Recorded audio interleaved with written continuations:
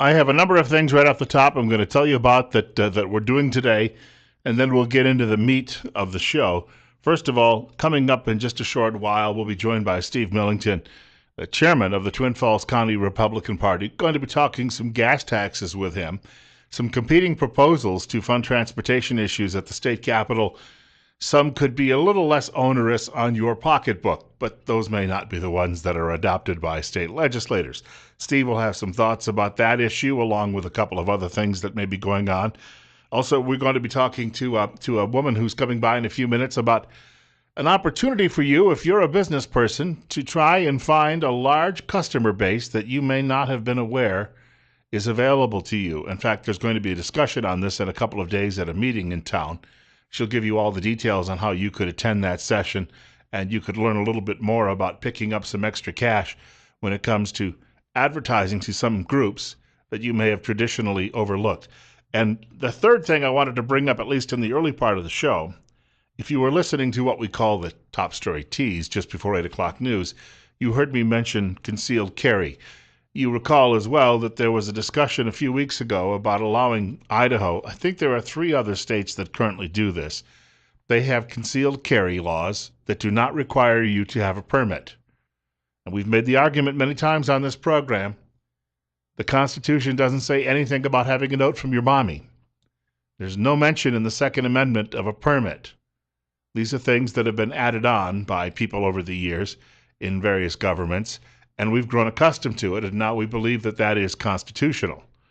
Well, you could find a lot of people out there who are very much strict adherents to that original document who would tell you otherwise. It's not going to happen. It's not going to happen in Idaho this year. A committee looked it over last week and just pushed it off to the side. But I've been looking at some of the other AP copy, that is the Associated Press wire traffic that comes down the line.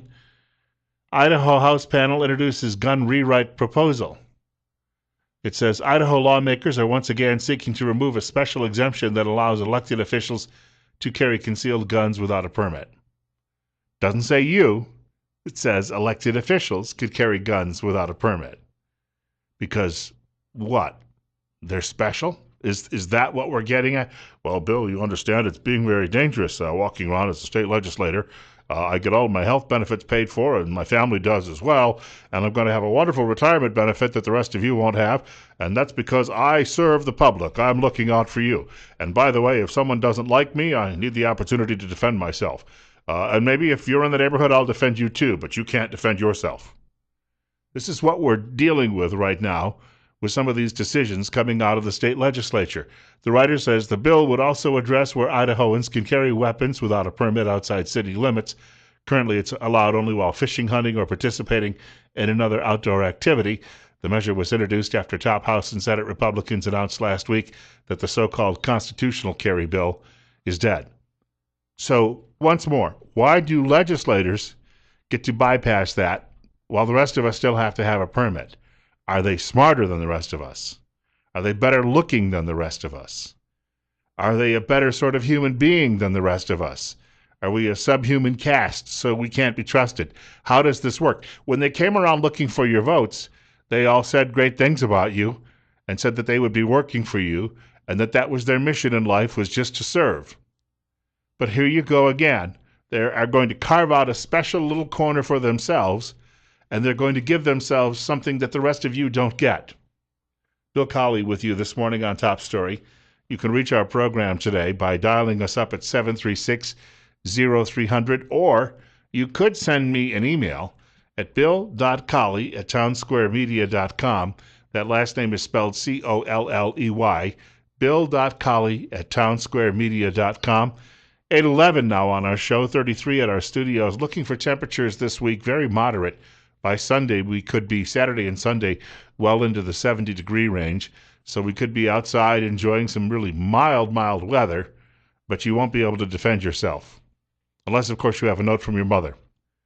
But your state legislators will be able to. So remember that.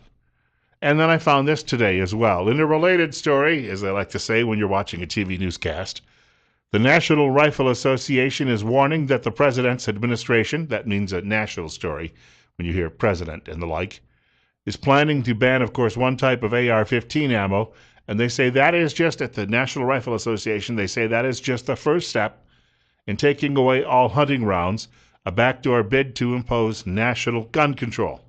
This comes from the Washington Examiner, and a writer by the name of Paul Bedard is getting it from a fellow he interviewed. You may know the fellow's name, Wayne LaPierre. He is with the National Rifle Association. Now, the NRA usually has a president who's sort of a figurehead. It's been Charlton Heston in the past. At one time, it was actually my friend John Sigler. John had been a former police officer, then a lawyer, and worked as a president of the NRA. But LaPierre does all of the heavy lifting in the organization. And he's saying if we allow this to happen, and the government comes in by fiat, and the president says you cannot own certain ammunition, he bypasses Congress altogether, this is just the start. That he'll start looking at other ways to disarm the American public. And he mentions there are any number of rounds. Now, the Department of Alcohol, Tobacco, and Firearms, actually it's got a much bigger name today because they throw in explosives in there too. We wouldn't want people to have a couple of sparklers on the 4th of July. Well, they say it's to prevent something happening with a big fertilizer bomb, et cetera, et cetera, et cetera, so that's why we need to spy on Americans and the like. But the odds of that happening usually are slim and none. So the Bureau of Alcohol, Tobacco, Firearms, and Explosives, the BATFE, federal acronyms. It's at some point, there's a couple of dirty words you could say about that, but this is a family radio program. We'll leave it at that. These people have said that perhaps they cannot, by law, ban that particular ammo for the AR-15. But they're not going to stop there. They're going to look for any potential backdoor, and they're going to get together with whatever voodoo wizards they have working on the legal team at the White House to figure out a way to make it stick, or at least to prolong it in courts. And by the time you finally get it settled, they won't even be manufacturing the AR-15 anymore because no one will be buying it because they don't have the ammo. We have a caller with us, 814. Bill Colley with you on Top Story, and you're up next on News Radio 1310 KLIX. Hey, good morning, Bill. Hey, these libtards, they don't even know what a gun is to begin with. And, an AR-15 they have proven has not been used to kill a police officer, and they are lying about that. Right. In fact, the Fraternal Order of Police has said there's no record of that ever happening. You can take a 308 and go, I'm sorry, probably shouldn't be saying this, but you can take a 308, any rifle will go through that vest. Yeah. So to call this an assault weapon, which it's not. Call it a military-style rifle, which it's not. I'm sick of these libtards. Well, I'll tell you, when it comes to a definition like assault weapon, if I walk up to someone and I take a fist and I slam it right into their chin, my fist is then an assault weapon. Right. And so to even use that phrase, it's a very narrow definition they're trying to apply to if you're a liberal media person who has no idea what you're talking about, it sounds cool and it sounds sexy, I guess, to say it, and that way you can convey that these are firearms that are being used to just shoot things up for fun or shoot up other people, and we're leaving dead people around the countryside in the bucket loads. Simply not happening. Yeah, I just love how smart they think they are. Well, I thank you much for the call. How smart they are. Look, they go around, they create email addresses for themselves, bypassing federal regulations, and then they turn around and say, here's 55,000 printed copies. Have fun sorting through all of them. She's speaking about this later today, if you didn't know who I was talking about. So, yes, for people who are supposedly the brightest people who walk into any room, sometimes they are 2 beers short of a six-pack. Not the sharpest tool in the shed. The elevator doesn't go to the top floor. You pick one. It's what we're talking about with a great many of these people. But they have been able, because there is a large percentage of the population that doesn't understand that term assault weapon, they have been able to convince a lot of people, to frighten a lot of people out there, which is the job of the establishment media, and they frighten people by passing along the warnings and the concerns of their master-in-chief, the President of the United States, Barack Hussein Obama, who's under some criticism too right now because he has tried to rule by fiat on a number of issues. That would be with amnesty for illegal aliens. That would be for his efforts to sign a treaty with the Iranians and let them build a nuclear bomb, and he would be bypassing Congress. It was always my understanding that any treaty had to finally get Senate approval before it became effective. He believes simply he's going to bypass the Senate. Meanwhile, a handful of senators write a letter to the Iranians and point out the problem with that and say, hey, in a couple of years, his successor may not go along with this. And then they're accused of interfering with what he's doing. You figure that one out. 17 minutes after 8 o'clock, Bill Colley with you on Top Story on News Radio 1310 KLIX, as well as online. You can hear us anywhere around the world, newsradio1310.com. And you're up next. What's on your mind? Hey, Bill. I was just going to say, it really isn't how smart they are or anything like that. It's how much lawless backing that they have. You know, with the way Obama is, they don't have to be smart. Just anything they want. You know, it's anything that they want to target and focus. They have all the backing and all the media backing that they could ever have. And I think you're spot on. They just draw it up as they go along as well. Thanks for the call, too. What you have is, and they have a passive media in support of them. I've seen this happen before. Eugene Marvin the Martian Robinson, who's a nationally syndicated newspaper columnist based at the Washington Post, but also a regular on Morning Joe over at MSDNC, he has said in the past that the president should just go ahead and make these decisions on his own. Like a king, like an emperor. Well, you know, he wants to ensure that the brother succeeds, I guess. But he's made these arguments over and over and over again publicly, and he doesn't see anything wrong with this. And that's the thing. They get up in the morning, and it's, gee, I feel bad when somebody's feelings are hurt. Therefore, we should have laws against people's feelings getting hurt. Then they get up the next day. Gee, it's awfully hot today. I think we should have laws designed so we can stop people from using oil and coal and wood, and then we can have it cooler out again. And then the next day they get up. Gee, I have a queasy feeling about, and then they just make another decision. This is how they govern. There's no long-term plan. There's no center core. Well, if it is, it's very anti-capitalist. Saw something today in a newspaper out of Boise where, and if we get a chance, I'll talk about this coming up in the program a bit later. A newspaper out of Boise where, so frustrating sometimes to see these things or read these things. They're complaining about the fact that in order to keep state parks open, that the state may be using some corporate money, corporate sponsorships. And as I was reading it, I thought the writer, you could just say he simply doesn't like capitalists. If there's a corporate entity involved with it, he's going to hate it. It's a knee-jerk reaction. They don't sit down and say, well, wait a minute, what are the actual merits of all of this? It's just their own personal prejudices getting in the way of a decision like that. And again, when they believe they're the smartest people around, everyone else is supposed to listen or be forced to listen or be forced to comply. This is the result of what you get. Have some guests coming up before we wrap up this hour. Steve Millington will be along about 8:30 this morning. And we're also going to be talking about an advertising opportunity for you business people that you may have overlooked and an opportunity to make a few extra dollars. Coin is a really good thing, isn't it? You can tell I'm a capitalist. It's 33. Bill Colley with you. It's 8:20. I have a guest joining us in the studio, and there's an event coming up on Thursday that she's going to be talking a little bit about. And if you're in business anywhere in the Magic Valley, it might be worthwhile to actually attend this event. Her goal is to tell you how you can get involved and actually do that. Shalene, there we go. I got it. See, I told you I'd get it. Hi, Bill. Gilliland is joining us in studio. And that's just because I'm a stutterer from way back. I knew the name. It's just sometimes you get to certain letters. Have you ever had that happen and it's like you get stuck? My name is all I's and L's. Just put them together in whatever random order. I'm good. John Stossel says that when he did his very first television live report, he got hung up on a word, and he said it was like rat-a-tat-tat-tat about 10 times before he got through it. It's amazing that we picked this as a career when you... Oh, you're doing great, Bill. Glad to be here. Well, I want to thank you for coming by. It's 8:25, 32 our temperature. Looking for a high today, probably well into the 50s before we wrap things up this evening. And just to let you know, you're listening to Top Story on News Radio 1310 KLIX. You're here today because there's an event coming up. It's going to discuss how people can, as an advertiser or a business person, reach out to the growing Latino community in the area. Absolutely, the Hispanic Advertising Workshop. So I'm here representing the Magic Valley Advertising Federation. We are an organization that is a local branch of the national organization, which is the American Advertising Federation.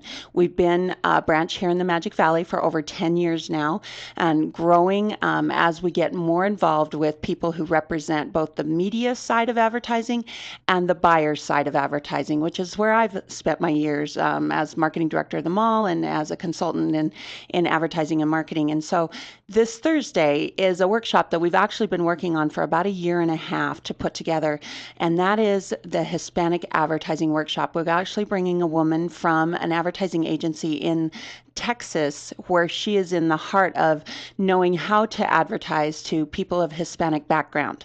And with that growing demographic here in our market, this is definitely something that we knew was on the horizon, to be able to speak their language, so to say, without speaking, knowing Spanish, knowing how to send a message from whatever product or service you're offering out and have it resonate with them.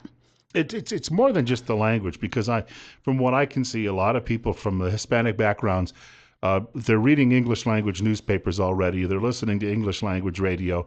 They're watching local TV. They may still obviously listen to some Right. Spanish radio and the like, but if you just target those areas, you're still going to miss a lot of a lot of the. It's more of a cultural approach, isn't it? It really is, and understanding their demographics, what culture they bring with them, and what really is important to them, and their advertising, what works with them is really different than what we expect is a certain style. They resonate with something else. So what I want you to know is that the workshop is on Thursday, and usually we just have a monthly luncheon, but once a year we bring in a great speaker. We have a full day thing. This starts with registration at 8 o'clock. The event starts at 8:30, and we're going to put you through a series of courses until lunch, and then dismiss at 1 o'clock. And so the Mary Hunt of Hunt Advertising is actually going to cover demographic overview, and then how to reach them by medium, and then the creative, how to speak to your audience. So, and not only that, we will have the local options for advertising there represented, so that you know what's available in our market that is really reaching out to the Hispanic background. So if you want to get a ticket, it's $40 to come to the workshop, which includes lunch. Great deal. We'd rather you spent that $40 to take your day locally than get on a plane, fly somewhere, spend 2 days at a conference. That's really what we're trying to offer here. And so you can call Caitlin Lancaster, she's our president, at 308-1889. Again, that's 308-1889. And find out how to get registered for that. We do need to know if you're coming. We don't need payment in advance, but we do need to make sure we've got lunch for you. This is going to be held at the Canyon Crest Dining and Event Center. Ooh. Yes, so we'll have a great lunch. We'll have a great environment to really collaborate together. We'll have some time to visit, to do some creative together, but as well, just really, it's going to be brain candy for the day. And I was going to say, once you walk out of there, you can take that knowledge back to your entire staff. You don't have to have everyone there. One person can be the conduit. Absolutely. And that investment of $40 and that time away from work will make you better in your job, because $1 in $5 in this market comes from some Hispanic background. 20% of our market, if you reach as far as, including your Elko market, if that should be your client, and all the way to the Rupert Burley area and such, including that is a very viable reason to attend. And I was going to say, you're dealing with a population that is growing, but in many cases, this living in the western part of the country is different than people like me who lived in the eastern part of the country. Some of these people have already been here 300-400 years. But again, there's still sometimes a cultural divide that you'd like to address. There are celebrations, there are intricacies within their culture that it would be great for us to understand and be able to communicate better with. I was going to say they know how to cook. Better at it than I am. Amen. Well, thank you for coming by today. No problem. Let me leave you that phone number again. Call Caitlin Lancaster at 308-1889. Get your reservation in for that event. All right, super. Steve Millington coming up next in just a few minutes on KLIX. This is Top Story. It's 32 at our studios at 8:30. Before we get to our next guest, I just want to mention a quick note. I've been telling people for the last several weeks, if you're looking to make a few extra dollars, you can do that simply via, in fact, a lot of people find this as a great schedule, a great way for a second income to help out with the family. But you can contact Western States Bus Services, where they're training school bus drivers, hiring part-time drivers right now, split shifts, 5 days per week, summers off, and scheduled, no school days. The pay is $10.75 an hour, and they will train you. Apply today by contacting 733-8003. Western States Bus Services is an equal opportunity employer. Also wanted to remind you, tomorrow morning, doctors should be in. We're going to be joined by our friends tomorrow morning at Tripp Family Medicine. That's on Fillmore Street in Twin Falls. And we're going to be talking medical issues between 8:30 and 9 o'clock tomorrow morning. And gosh, we have a lot to talk about. Everything, I guess, from measles to vaccines to just other general health issues. Those of us who are getting a little bit older know that sometimes those health issues start to cascade. And we're not talking about a mountain range. But they will be joining us tomorrow morning between 8:30 and 9 o'clock. If you have some calls for the doctor or the physician's assistant or nurse or whoever is in studio with us tomorrow morning, feel free to give us a shout. Speaking of calls, I think he's busy doing some plumbing work at home today, but Steve Millington is the chairman of the Twin Falls County Republican Party. He's joining us by telephone today versus his usual seat here in the studio. It actually has his name on it. He's been here so often. But first of all, welcome back. Hey there. Good morning. How are you? I'm doing fine. Hey, we swapped a couple of emails earlier this morning, and one thing that I wanted to what's that? Yeah, we sure did. Yes. Well, at least we were kinder than the Secretary of State. I mean, the former Secretary of State. We didn't hide anything in those. But right off the top, there is a legislator who's proposing, or a couple of them in Boise, a short-term transportation bill. But in their proposal, they're only talking about a 5% increase or 5-cent increase in the gasoline tax, which is smaller than the one that had been floated. You told me about a couple of weeks ago. The leadership, right. though. The leadership, though. The GOP leadership is having a difficult time getting their arms around how much funding do we allow or create for transportation. And the range has started out at 10, and there was a proposal that was proposed 10 cents a gallon. They proposed one that said 8 cents a gallon on gas and 12 cents on diesel. Now they're down to 5 cents a gallon on gas, and I'm assuming that the diesel is the same range or thereabouts.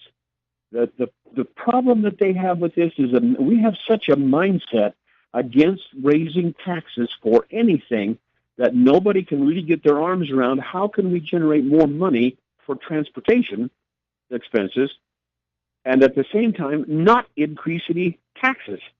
And the two are kind of in contradiction to one another, I was going to say, fixing roads is not something you can do on the cheap.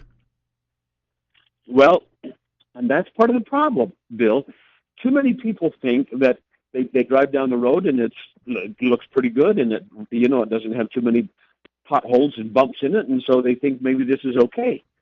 There is study after study that indicates that if you spend $1 on road maintenance today, you save somewhere between $8 and $12 for major reconstruction in the future. And so the transportation guys are saying, or they're begging, give us the $250 million so that we can keep a regularly scheduled maintenance program in place and avoid the excessive cost of rebuilding the infrastructure, transportation infrastructure. And they have a very good point. The difficulty is nobody wants to raise any taxes, and that's a problem.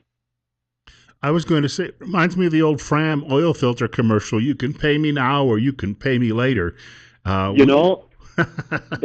interesting. I was doing some shopping yesterday, and one of the guys used that exact same phrase. This is this Fram oil filter. Pay me now or pay me later. And I just kind of laughed. And then when you brought the same thing up again, I thought, we need to kind of think about that a little bit. It is hard to say, okay, we're going to add 10 cents a gallon. Now, around the Magic Valley area, we've seen gas prices go up probably 30 cents a gallon in the last 2 weeks, 3 weeks. Yeah. Well, we could have placed a 10 cent a gallon tax in the middle of that, and none of us would really like it, but we could have buried the impact of the tax in the escalation of retail pricing, and most people would forget all about it. But we've missed that. We missed that hurdle. We should point out too that even a temporary plan would be better than no plan at all. But I think what the leadership is saying, despite the proposal of temporary, is we've got to get something done, and finally, decided to bite the bullet and take whatever hit they will have to take from the voting public. The last time I visited with the speaker, Chairman Scott Bedke, his plan is to adjourn the session by the 27th of March, and I think that's 2 weeks from Friday. That doesn't give them very much time to work out the process for transportation. In addition to which, we still have the big, the elephant in the room, so to speak, is the education budget. Well, hold on to that thought. Okay. We have a break coming up. Steve Millington is going to stay on the line with us, joining us this morning by telephone. He's the chairman of the Twin Falls County Republican Party. It's 32 at our studios. It's 8:40 on Top Story with Bill Colley. More with Steve coming up. During the break where you were hearing from some of our fine sponsors, they make this program possible, I should point out, and I'd like you to support them as much as you can, and that'll keep us in business. It's 8:44, 32 at our studios, News Radio 1310 KLIX and newsradio1310.com. Online means you can hear us anywhere around the country. Bill Colley with you on Top Story this morning, along with Steve Millington. He is the chairman of the Twin Falls County Republican Party, joining us by telephone this morning. And Steve, we were talking during the commercial break about how this is such a unique legislative session in that you have two really big, not one, but two really big spending issues competing for sometimes too few dollars. That's exactly right. And the other, we mentioned the transportation in the first part of the program. The other huge elephant in the room is the education budget. And quite frankly, when we talk about education, if we take not only K through 12, but the higher education budget as well, the two of them combined approaches about 62 or 63% of the total Idaho General Fund budget. So that's a huge amount of money that we're going to talk about spending. The other thing that impacts education this year, perhaps more poignantly than anything in the past, is we're trying to put together a package of teacher compensation, salaries. And there's all kinds of plans out there. The governor's 20-point program said we need to raise the minimum starting wage to $40,000 a year over a 5-year period. And so we have to begin moving up that pay scale that currently it's at 31,750. So they want to start moving that up closer to 40. And as you do that, you got to make sure that you've got the funds allocated to pay those teachers. Because once you commit to a teacher pay, if you don't have the funds, then the other functions, auxiliaries associated with education, are going to get shortchanged, and you have to figure out what are we going to cut so that we keep the teacher salary intact. And that's a big, big step. And it's going to be not an easy bridge to cross. And frankly, many of the people in the legislature, this is where we're getting the real conflict of ideologies. They say to themselves, wait a minute, we got to take care of education out of the general fund. But one of the proposals on this transportation issue is that we will take money from general fund and assign it to the transportation department over a period of 2 or 3 years and reduce the gas tax increase back down to its current levels. And the issue with that is, man alive, if we start down this education road, we better make sure that we have got the proper funds allocated to take care of the education funding before we start, well, I call it robbing the general fund. That's probably a poor choice of words. But before we start robbing the general fund to take care of transportation, because transportation has always been its own self entity.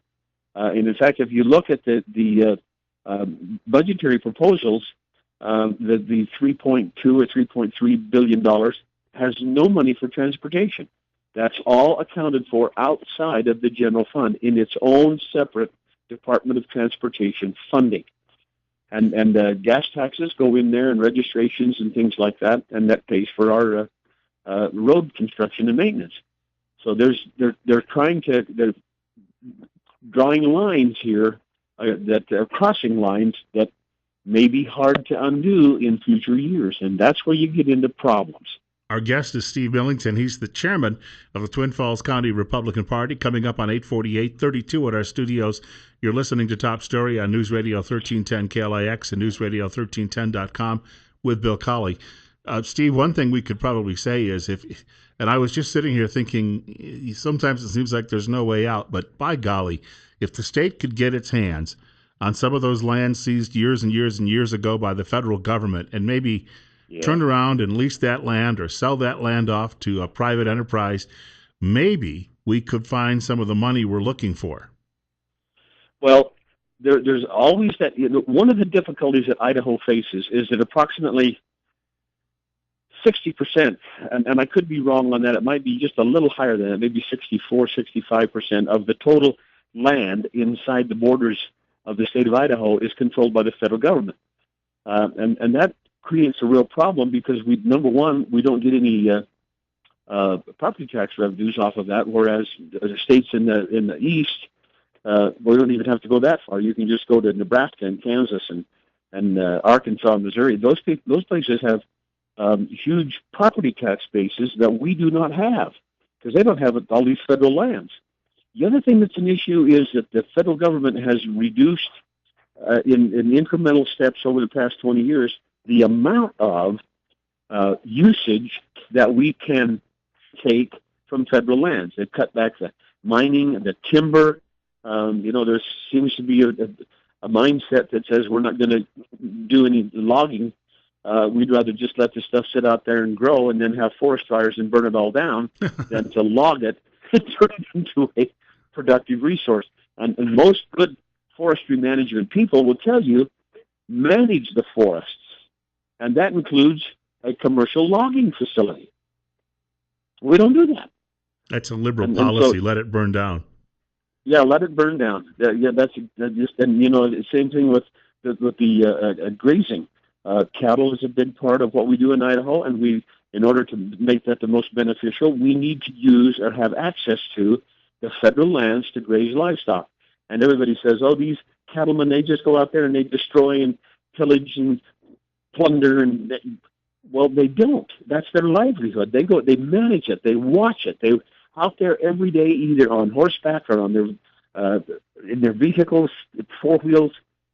They just go out and look, and they walk, and they look at the territory, and they say to themselves, "Man, there's no grass here. We're going to have to move the cattle," or else they say, "Whoa, that rain was really beneficial. Look at how much grass we got coming back.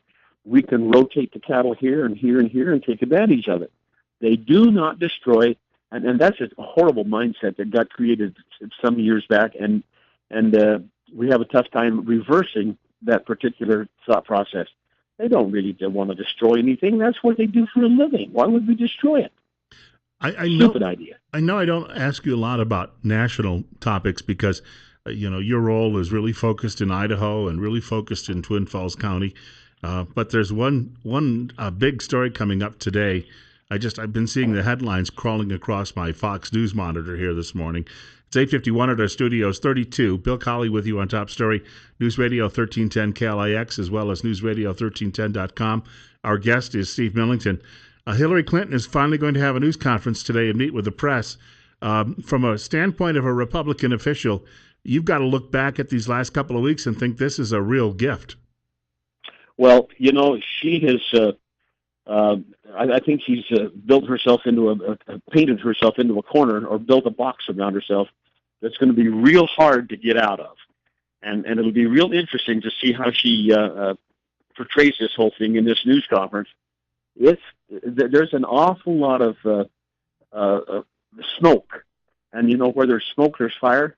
Well, there's an awful lot of smoke around these issues, and it's very apparent that in more than one situation, these emails. She actually sent out notices to people and said, "You can't use your private emails. You got to use the government email services." And what did she do? The exact opposite. She put it all on her own private email. Well, hello. Do we want somebody that is that blatantly disrespectful of protocol and procedures to be president of the United States? We've already got one. I mean, yeah, we've got one. We don't need another one. I mean, I look at that and I say to myself, man, this would just be plumb awful. But it will be fascinating to see how the liberal media, the drive-by media, I think is a phrase that one of the Fox people uses all the time, how they couch this thing to protect her so that they can keep the darling girl from being run over. Well, it's going to be interesting to watch. Because if I'm a Republican, I want an Elizabeth Warren instead, because it's like a repeat of George McGovern, and that means probably a 49-50 state win for a Republican candidate come next year. That's right. If an Elizabeth Warren comes in there, by the time she hits the big national playing stage, and a good solid Republican gets a few shots at her, she will wilt in the warmth of the sun, and that's exactly, as a Republican, what we want to do is to have let's have, in 2008 and 2012, the Republicans killed each other. There were so many candidates that they just took cheap shots at one another. The Democrats kind of stood back and watched, and we just kind of beat ourselves to death. So let's hope that the Democrats get into a situation where they have to beat each other up. I think that would be a good thing. Maybe I'm kind of selfish, but yeah, okay, so I am. Let's let the Democrats beat each other up. We'd get to know. The real important thing is, are we talking about character flaws of individuals and their lack of integrity and clarity and the best interest of the United States of America, rather than what's best for me? And that's, I think, one of the key things that we need to be looking at is, does this individual have the best interest of the United States of America uppermost in their mind, or are they just simply wanting to climb their own personal little mountain? I'm reminded, Steve, of a town hall meeting that Lieutenant Colonel Alan West was holding, I think when he was still in Congress a few years ago. And the Democrats had done something fairly shady, and it had backfired on them. And somebody in the audience asked him his response. He smiled and started dancing. And I think that a lot of people feel that way about Hillary Clinton right now. Yeah, I think you're right. You can only do these kinds of things so long before the, quote, chickens come home to roost. And I think maybe it's time that these things happen. There's just too much smoke around these issues, and where there's smoke, there's always some fire. So let's get the thing resolved. As you said, her fellow travelers and allies and media will try and throw her a lifeline, but it's going to be, I think, a little difficult for her to climb out of this one. I would hope that it would be, because it's a real difficult mess. And frankly, it's, I heard or read at one point where that somebody from a foreign country actually hacked into her server and found all this stuff and just started passing it around. And I'm thinking to myself, holy cow, what kind of stuff? If somebody from some foreign country can hack into this thing and figure out what's going on, Judas Priest. Yeah, that doesn't make you nervous. Nothing does. Well, they're very close in her family to the Chinese government. So, look, we got to wrap up. But next week, maybe we can plan on spending a little bit more time together as this legislative session comes to an end. I think maybe that would be a good idea, because we're going to get down to some real tough decision making in the next 10 days. So it'll be interesting to see exactly how the state legislature couches all of these issues so that they can get the job done. Yeah, and it will be crunch time, that's for sure. Well, look, Well, sure will. enjoy the rest of the day, and we'll talk again in a week or so, if not sooner. Thank you very much, Bill. All right, have a good day. Steve Millington joining us this morning. He is, of course, chairman of the Twin Falls County Republican Party, joining us by telephone this morning because he's got some chores to do around the house. Coming up now on 9 o'clock, and in 9 o'clock hour, or 10 o'clock, 9 o'clock. What time zone are we in again? Oh, it's that daylight savings time thing. They had an opportunity in this legislative session to address that too. And once again, they didn't. It seems to me that would be a slam dunk. Who's in favor of getting rid of daylight savings time? All right, it's unanimous. Done. It would have been a very quick thing to take care of in the state legislature. Nobody likes it.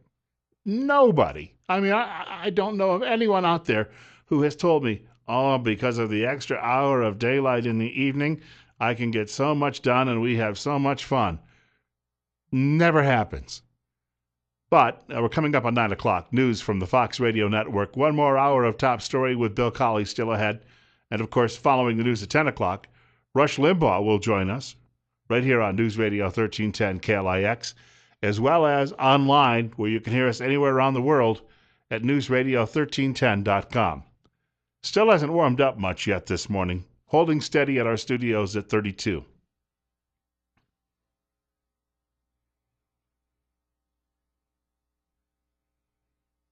The ACLU has come to the aid of an American football team. Perhaps we'll talk about that a little bit later in the program. It's a strange, what do they say, a strange bedfellows? A strange story that has been reported in the last couple of days by the publication National Review Online. That's where I happened to find it yesterday afternoon. Also, Wall Street Journal today says that Democrats who have been surveyed in a recent poll, 86% still back Hillary Clinton to be the next president, which should tell you a little bit about what they're all about. Well, alley cats travel together, I guess. 9:07, Bill Colley with you on Top Story. 32 right now at our studios. This is News Radio 1310 KLIX. Also our website, newsradio1310.com. They don't have any morals, apparently. They think that lying and cheating and secrecy is a good thing. And it doesn't bother them in a candidate. They'll complain, of course, and scream and yell about ours if we even sneeze or look cross-eyed. But, you know, in this particular case, it's okay. I saw something this morning, and it just got my goat. There are a great many people, these lefties, you know, they're all granola chompers who are hugging trees and chewing on the bark. They just cannot stand the thought of American business coming to the rescue of some of their most beloved institutions. I bring this up. This is a guest commentary today in the Idaho Statesman. From what I understand, that is the leading newspaper in Boise. Yeah, that and a couple of dollars will get you a cup of coffee. And a writer by the name of Rick Just. It's like Josh Earnest over at the White House, you know, the press spokesman. If you ever were looking for a caricature, Josh Earnest. Well, here you have a guy named Rick Just, who is writing in favor of Idaho state parks. And he says, Idaho bill needs to preclude corporation names for state parks. I'm just giving you a few highlights of this. I took my little yellow highlighter out this morning, in fact.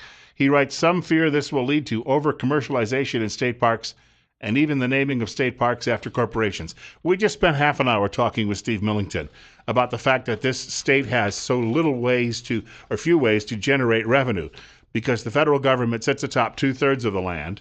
And then if the state has park land, that land isn't being taxed either because, well, it's state park land. It's not like you've got people out there who are living in great big homes who are paying property taxes. The writer goes on to say, why do they want to do this in the first place? There has been a suggestion, and this has been done in a great many other states. You have corporate sponsors for parks. They are willing to come in and give you money. I saw this when I lived in Broome County, New York. I was running a TV station in Binghamton, New York, in Broome County. And Broome County, the acronym being BC, was also the home county to the cartoonist Johnny Hart. Johnny Hart, one of his cartoons happened to be BC. So characters from his comic strips were all over the parks. There'd be a cartoon dinosaur. You'd see the BC Open, which was the big golf tournament there that was played every year. The logo of it was the cartoon character BC swinging a golf club. prehistoric one, but swinging a golf club. So this fellow is writing, he says he's friends of the state parks. He belongs to that organization, but he's angered because he says, someday, you can hear him getting all angry about this. A state park may be named after a company. And he says, would you see Taco Bell State Park or something like it? Well, if it keeps the park open, why not? It's not like they're going to have a restaurant out in the middle of it. Hey, come look at the bears and hey, have a taco too while you're at it. But don't feed them. If you feed them, they may take your arm too. We have a caller with us, 10 minutes after 9 o'clock on Top Story with Bill Colley. You're up next on News Radio 1310 KLIX. Hey, Bill, I was just going to go back a little on that, where you were talking about Elizabeth Warren to Steve.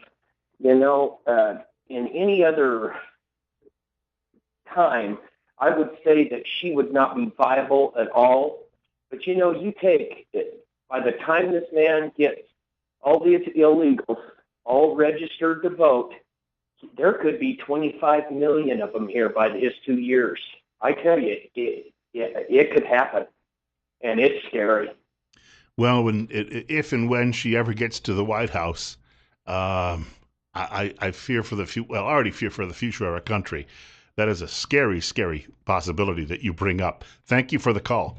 And you're next. You're up on the air, in fact, on newsradio1310.com and newsradio 1310 KLIX. Good morning. Yes. Yeah, there you go. Your connection sounds a little bit better. In the beginning, it was a little quiet, but we seem to be on the same vein now. Okay. On state lands in Idaho, let the people that use them pay for them, and this will put a lot of money into the coffers. Grazing on state lands is given away basically, and I am a animal livestock grower, and I have to compete my market on private grazing against people who, I'm going to say, rape and pillage state lands. Not that when they pay for it, they pay, $2 an animal unit per month, where in the private industry you would pay $20 an animal unit. Let them pay their fee or get out if they can't compete. Let somebody else that wants it do it. And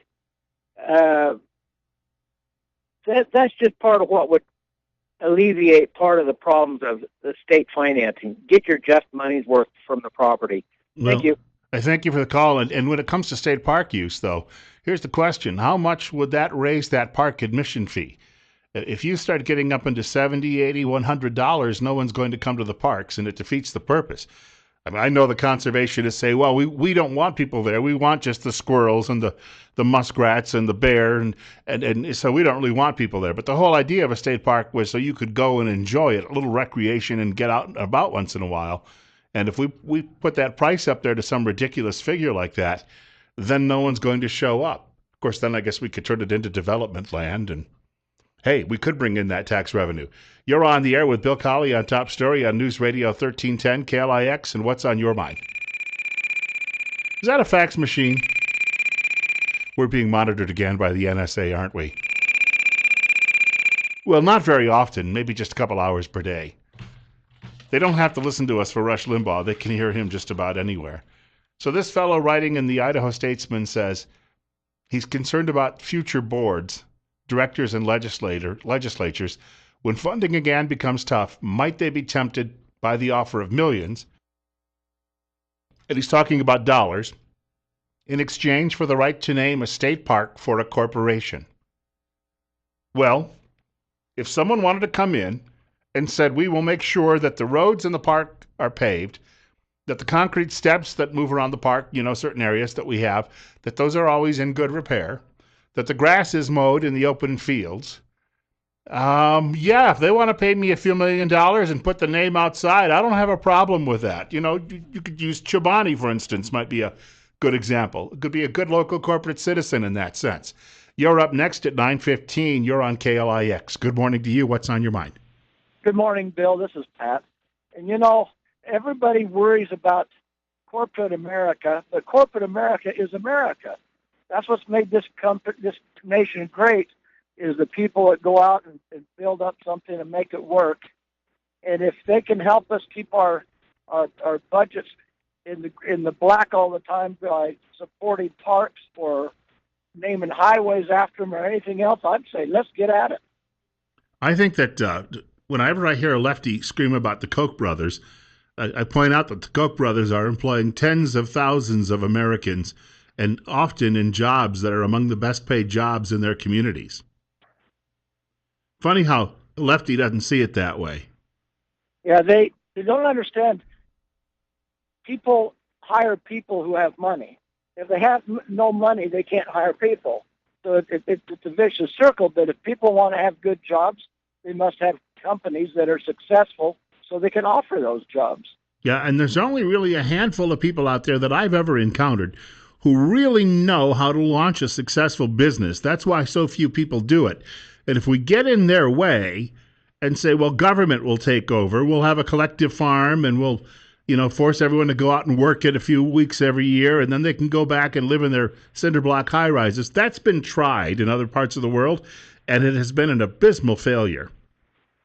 Well, communism has never worked successfully anywhere it's been tried, and the only thing that's been successful is our way of doing it, and we've been the light of the world because of the businesses and the corporate of the United States. And everybody wishes they had what we have, and they'll never get there by becoming socialists or communists. Yeah, agreed. Thank you much for the call. It used to be said that in the old Soviet Union that people, if they were allowed to have their own private plots, took much better care of their private plots and had better vegetables in a smaller yield than they ever got from the larger collective farms. And you wonder why that is. Well, let's say you're out working on the collective farm and the guy next to you, he's leaning on the shovel all day. You're not really, after a while, going to be putting in as much effort either because he's going to be taking an equal share. So you're going to lean on the shovel. But if you have an opportunity to own your own, well, it's not ownership. I guess it wasn't considered quite that in the old Soviet Union. But if someone said you can have your own little plot over here in your backyard, you are going to take very good care of that because you know what the effort is that you're putting in there. And that you get to use the fruits of your labors. The other part of this is there's been some studies done in fact, I saw one of them about a year ago. We were using it in a management seminar, and it said that most people perceive that they are always working harder at their job than the other guy. They may be. I mean, we're not saying they aren't. But the common perception is we tend to believe that we are putting more effort into the job than the guy who is sitting in the next cubicle. That is why things like collective farms or other collective types of businesses simply have failed and failed miserably throughout human history. I'd like to take a call right now, but it wouldn't be fair to the caller because we have some fine sponsors coming along in just a moment, and they're going to be telling us about some of their fine products that keep us on the air here at News Radio 1310 KLIX. I'd also like to mention one of those fine sponsors, Western States Bus Services. Hiring part-time bus drivers right now, split shifts 5 days per week. Summer's off and scheduled, no school days. Pay is $10.75 per hour. You could apply today by contacting 733-8003. Western States Bus Services is an equal opportunity employer. And again, we have some other fine sponsors coming up with some messages in just a moment. Also, if I get an opportunity, I do want to talk about this morning, perhaps. The American Thinker had a piece yesterday. The guy who helped develop Common Core says he did it because he's guilt-ridden. He's a white man, and because he's a white man, he's been more privileged than everyone else. So he developed Common Core to take away that privilege from people like him. Well, he probably got a lot of money for it, but he thinks the rest of you shouldn't. So he's looking out for you. He's going to make sure that you don't get privilege if you're whitey. And we'll talk about that if we get an opportunity. Also, well, not whitey, but Redskins. The Washington Redskins have found a very unusual ally in the battle to keep the team name. More on that coming up. Bill Colley with you on Top Story on News Radio 1310. KLIX, newsradio1310.com, online, anywhere around the world. 33 at our studios. It's 9:20. Here's one you might want to chew on this morning. A Canadian fellow who'd been living in New York City You may have heard this already on the news earlier today with Benito. He would have mentioned it during AM Idaho. So this fellow was here to jump off the base. Jumping is not apparently illegal, so at least not in this part of the world. He decided to take a nosedive off a bridge, and his chute didn't open. That's a long fall to a rocky death, and so he didn't make it yesterday. Now, you're going to have, I'm sure, after something like this occurs, people saying, we need to put a stop to it because it is dangerous, so therefore we have to regulate it. And being in government, I'm the smartest guy in the room, so I'm going to be the guy to regulate. But since it's not every day a chute fails to open, and there have been people who've been jumping off the bridge successfully over on the north end of town, successfully now for a long, long time, should one accident preclude everyone else from doing it? Because it's clearly a tourist activity. And people come here for that activity, and then they have to stay in a local hotel. They have to eat in local restaurants, buy gas at a local gas station. So therefore, yes, it can be dangerous, but just driving here is probably dangerous as well. In fact, one of our guests will be along tomorrow from Trip Family Medicine was telling me a couple of weeks ago. He said, you know what the most dangerous street in all of Idaho is? It's Blue Lakes Boulevard. So just driving out there to get to the bridge, to go jump off the bridge, you're taking your life perhaps into your own hands anyway. But I saw that story, and my first thought was, you will hear cries from people saying, we've got to bring this to an end. We can't have this any longer. Well, look, anybody jumping off a bridge that high knows there is some danger inherent in it.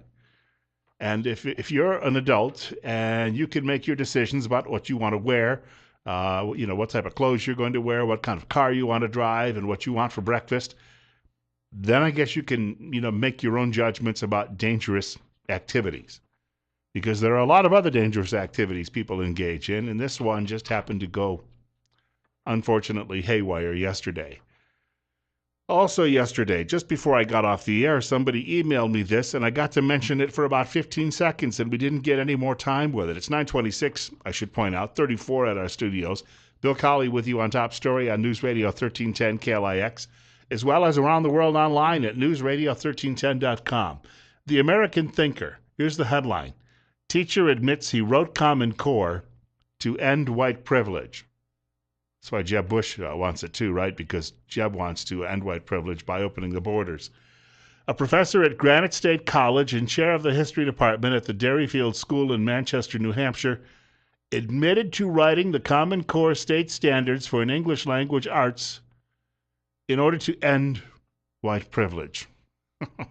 Again, because all of you whiteys out there know that if, you go outside your house and you shoot one of your neighbors dead, the cops just come by and give you a wink. You also know that if you're driving at 105 down the highway and you get pulled over and the trooper sees that you are indeed white, that you also get away with that too. You also understand that if you don't send in your mortgage payment for a couple of years, because you're white, they allow you to stay in the house for good, don't they? Yeah, see, so you've got all of these advantages that nobody else gets. So therefore, we have to adjust that. We have to give everything else to everyone else for free, and take things away from you from now on until the end of history. According to the response heard on the video, this fellow's name is Dr. David. He must have been in the last of the end of the line when they were giving out names. Dr. David Pook, P-O-O-K, shocked the audience at an event at New Hampshire Institute of Politics when he made the following statement, and here it is.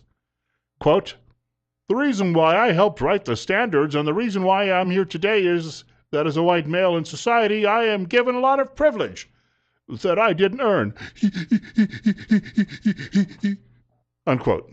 Well, he didn't really laugh like that. That's not in here, but I assume that he may have in that situation because he probably felt he was being very profound.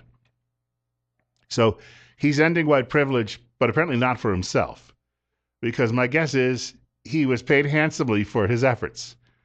So he's only looking to end white privilege for other white men, just not for himself. Dr. Pook went on to say all kids deserve an equal opportunity to learn how to read. Okay. and somebody is stopping them from that? Hey, he's got a book over there. Take that away from him. Give him the video game instead. Have you ever heard a parent say that? It doesn't ring a bell with me and my family. Of course, video games came along. I was already in high school, and it just never really caught on with my generation. The writer goes on to say, according to campus reform, the Derryfield School, where Book works, considers the Common Core standards inferior, and they do not use Common Core standards, not to mention that the school has a student body that is 91% white. In addition, campus reform notes that the standards have been especially hard on Black and Hispanic students who have seen their test scores plummet since the introduction of Common Core. Isn't that where they do rounding up? Or they bring in the government and the affirmative action people say, well, you only got a 58 and Whitey over here got an 87, so being that you're a minority and you didn't do very well, we'll give you another 20 points. Oh, and you'll get the job over him too. That will be fair in liberal land. 9:30, Bill Colley with you on Top Story. Speaking of race, the Washington Redskins have some new friends on the left, of all places. That story coming up.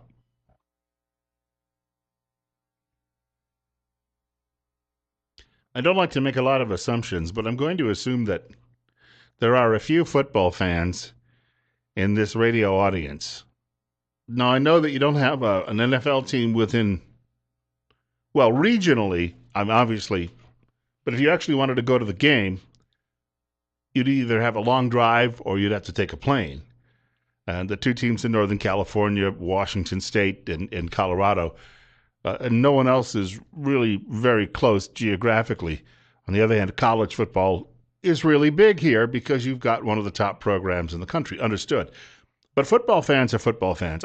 Yes, some people like college a bit more, and some people favor the NFL a bit more than college. And when I was a young guy, I used to sit at home. When I wasn't playing the game, I was watching the NFL or college, and any level of college, or I was watching the CFL, which we could get on TV with the funny field and the funny offenses and, no defense. And I would go watch high school games, and I would go watch Pop Warner games. It's called Pop Warner in some parts of the country. It was called Midget where I grew up, and we had teams in two counties, one called Allegheny and one called Cattaraugus. So our league was known as the Alley Cat Football League. Yes, we were a bit like the Clintons. You could have called it the Clinton Football League because Alley Cat, with his morals, pretty much are the same. Had to get that commentary in there just briefly. 9:35, Bill Colley with you on Top Story, 35 at our studios. This is News Radio 1310, KLIX, as well as newsradio1310.com, which means online you can hear us anywhere, all over the world, till, of course, the president completes the destruction of the internet. National Review yesterday. ACLU begrudgingly comes to the Redskins' defense. Now, growing up as a kid, I had a couple of favorite football teams. My favorite was the Buffalo Bills, which is very painful. But, well, suffering exists in this world, and it helps prepare us for the afterlife. So, therefore, I've had my share of it. And my second favorite team, because they played in a different conference, I didn't have to worry too much about them, happened to be the Minnesota Vikings. Between these two ball clubs, they've gone to 8 Super Bowls. Did you know that, combined? They haven't won any of them, but they've gone to 8 combined. So they were my two favorite football teams. But even people I knew, my dad liked Buffalo and Cleveland. They were not in the same division, but they were in the same conference. So people have sometimes a secondary favorite or a third favorite. When it came to football, I had the two favorites, but I also had some teams that I liked as long as they weren't playing my team. And those would have been the Kansas City Chiefs as well as the Washington Redskins. When I was a little boy, I was in Washington visiting for the very first time, and I had an opportunity to buy a souvenir, and I could have bought anything to do with government, but instead I bought myself a license plate, a Washington Redskins license plate. I still have that 40-some years later in a box somewhere, and it's pristine. It looks like I bought it yesterday. It is a beautiful thing. I wasn't going to put it on a car when I got old enough to drive and have it rust away, that's for sure. But I've always thought that this notion that the Washington Redskins name, there was a fellow talking on TV. I saw this a few months ago, and he was saying, well, the name Redskins was never really a negative word or a racial slur until the middle half of the 20th century. Well, wait a minute. The team had the name before that, you're telling me. Yeah, well, yes, of course. Then why is it a racial slur today? Well, because a group of we liberals decided it was. So you're telling me that nobody else ever thought it was a naughty word, and then you guys all decided at some point it was going to be a naughty word. Why did you do that? Well, because they're football players, and when we were in high school, they used to push us into lockers, and we're going to get back at them now. Why would you? You're making up a racial slur. It was not a racial slur. The team is named after, because it was founded in Boston, Massachusetts, before it moved to Washington, the Boston Tea Party. Boston already had a baseball team named the Braves, so they called them the Boston Redskins, and the name stuck, and when they moved to Washington, they took it with them way back in 1937, which is before it was apparently a racial slur. Now it has been invented as one by the American left. Now, the Obama White House stepped in and tried to take away, I guess, the copyright. So now anyone can walk around and slap Washington Redskins on a shirt, sell it, and make money. But the ACLU has stepped in and said that they are going to support the Redskins because the American Civil Liberties Union, sometimes known as the Anti-Christian Licentious Union, has said that government is wrong to bully anyone, even if you don't like the word, to bully anyone and take away a legal copyright in this situation. Even though the guys at the ACLU did say that they didn't like the name. But they will support the team in the use of the name, which I think is a wonderful, wonderful thing. And the other part of this I could never quite figure out. When you poll people who are indigenous Americans, 90-some-odd% say, we're not offended by the Washington Redskins name. Well, wait a minute. Then the other 8% are liberals, right? Why is it if they're not offended, liberals are? And now liberals tell us that the name is disparaging, it is demeaning, and that we can't use it because, of course, all men are equal, and that includes indigenous tribes. Well, I agree with that. But on the other hand, if they don't feel that it's wrong, that might mean that somehow they're not offended by it. So then the liberals come in, and then the liberals say, well, you've got to be offended by it. You foolish Indians. I'm so much smarter than you as an American leftist. You don't even know that. Well, so it's sort of the liberals are actually the ones who are disparaging the indigenous tribes because the tribesmen don't have a problem with it, and the liberals say, well, yeah, but we're really smart, and apparently you aren't, so you've got to have a problem with it. Let us instruct you how. You want to talk about an actual reverse? Never mind. 40 minutes after 9, 35 at our studios on KLIX.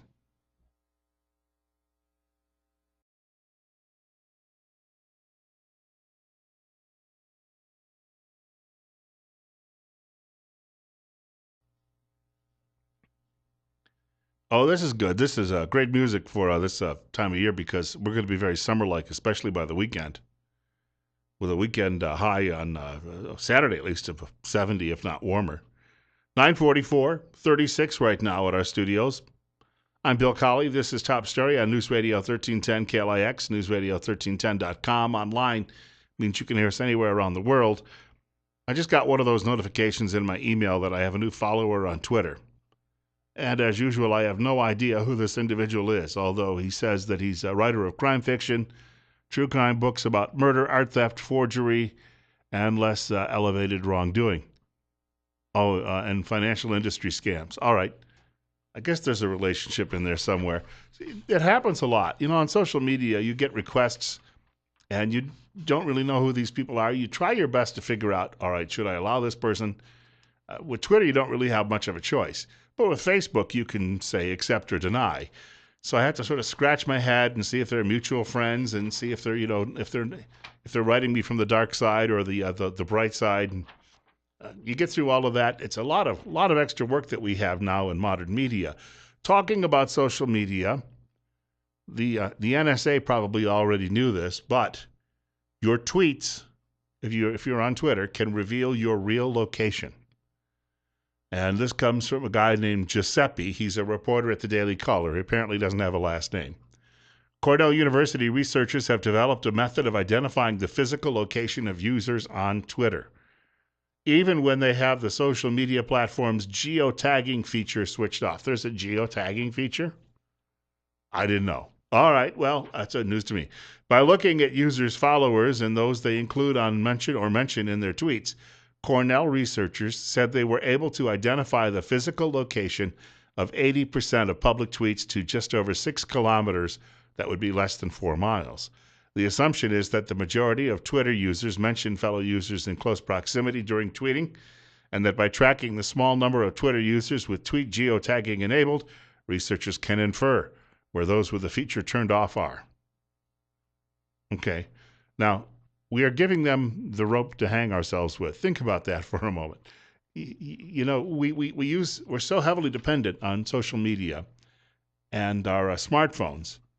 And I had one of the dumb phones for a while, but because of work, I ended up getting what's called a smartphone because I'm not going to be able to hide. If it all comes crashing down, and Elizabeth Warren decides when she's president to put all of us in relocation camps, I'm not one of those who's going to be able to hide. And I've got a record behind me online and on talk radio. So yes, I've already reached that conclusion. She'll have me chopping rocks at some camp in New Mexico by the early part of 2017. Meanwhile, the rest of you, though, if you're using a smartphone or you're using Twitter, you leave a record wherever you are. Think about that for a moment. There was a fellow in Germany who decided to do a Freedom of Information request.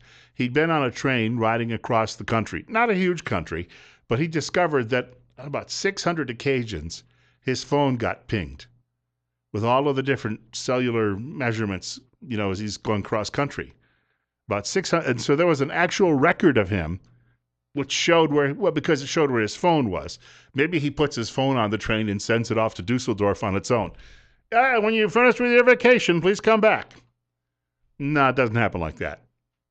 So when you're on your cell phone, you are leaving a record. If you're driving down the highway, let's say you decide to take Route 80 and you head east toward Ohio, and that smartphone is on. As you're driving down the highway, ping, ping, ping, ping, ping.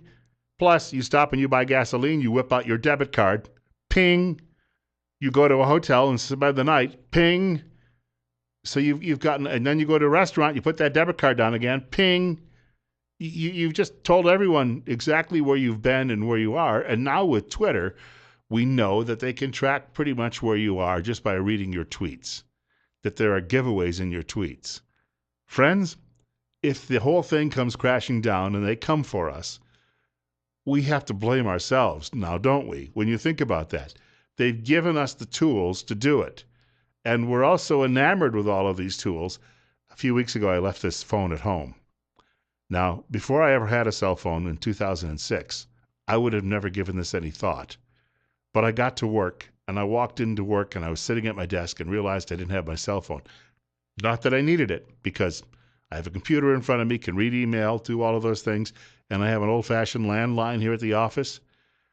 But when you don't have that cell phone, you know, suddenly the rest of the day, you know, you're fidgety and you're worried and you're concerned, and there you go. You feel like you've got to have it. But we've given them the rope to hang ourselves with when you ultimately look at it that way. And again, if they figured it out at Cornell University, the National Security Agency has known for a long, long, long, long time. What is it? They have that thing called Echelon that operates up in the sky, and they've been tracking your movements. And the president, by the way, had said about a year ago that he was going to eliminate a lot of this domestic spying. Story in the Washington Examiner yesterday said, but he hasn't. He got a lot of applause. Yeah, it's wonderful, Mr. President. We liberals are on board with you. Sure thing. And then, of course, after he gave it his lip service, he immediately forgot about it and went back to spying on you. Mike Huckabee coming up in just a few seconds with the Huckabee Report, brought to you exclusively by the financial advisors at Waddell & Reed in Twin Falls. The telephone number is 736-6563.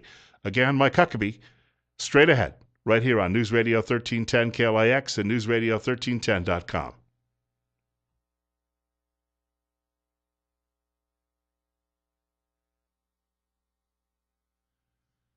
I have a number of things right off the top I'm going to tell you about that we're doing today.